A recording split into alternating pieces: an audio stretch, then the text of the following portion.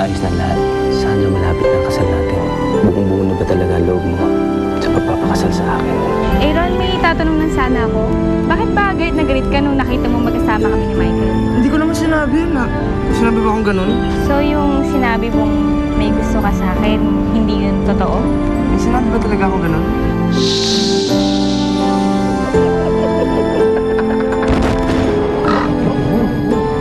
Mas dun pa din ka. Ano nararamdaman ko na eh. Magtatagumpay tayo sa misyon natin. Yun ay kung hindi siya mamamatay. Lipad!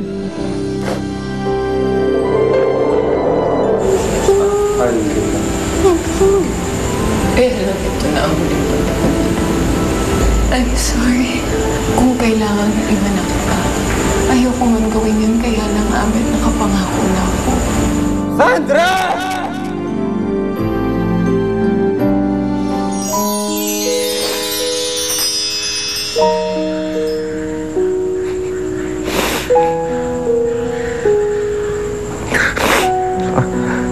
Sandra.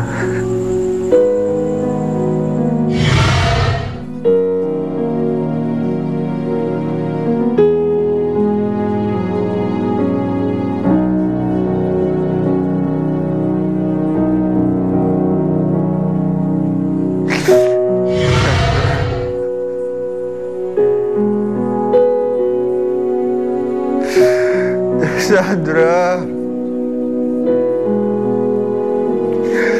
Sandra! Sandra! Sandra! Sandra!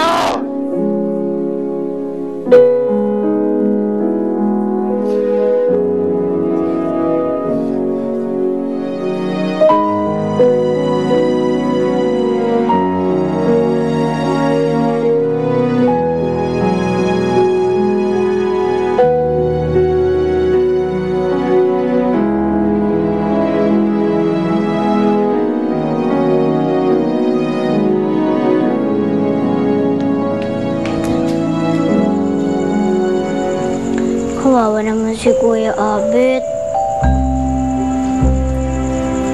Alam mo, Angelica, kasalanan natin to eh. Hindi kasi tayo nagtagumpay sa misyon natin. Hindi tayo nakagawa ng paraan para magkabalikan silang dalawa. Oo nga.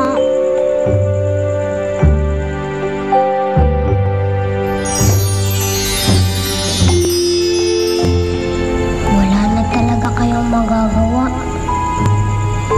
Gumawa kayo ng paraan para magkita sila. Pero wala na talaga kayong magagawa kung ayaw ni Ate Sandra kay Kuya Abet.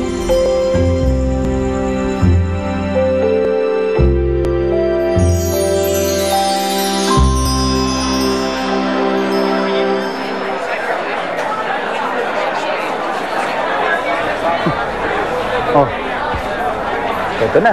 Congratulations, ha? Bumigay rin. Salamat sa'yo. Tagal mo minintay pa. Andiyan na si Sandra. Ah. Pababayin ba natin siya? Mag-umpisa na ba ang kasal? Okay, malapit na mag-umpisa. Sige. Sige na. Ah,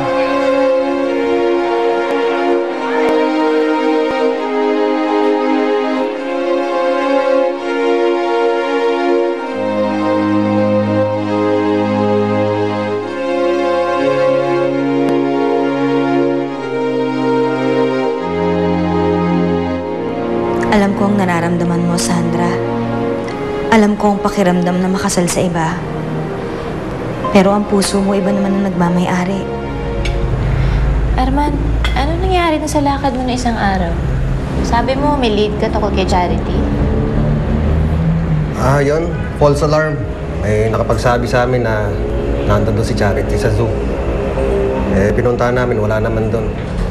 Ba't naman nila sabihin nandun kung wala? Baka nagkamali lang sila. Baka naman may nanloloko. Ano naman mapapala nila kung manloko sila? Wala naman tayong reward. Ano kaya? Tignan niyo ulit. Baka hindi niyo lang nakita ng unang beses yung pumunta.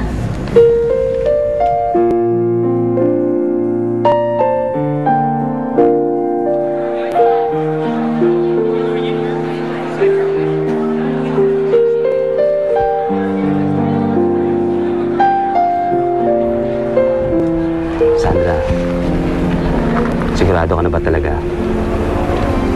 na gusto mong ituloy ito?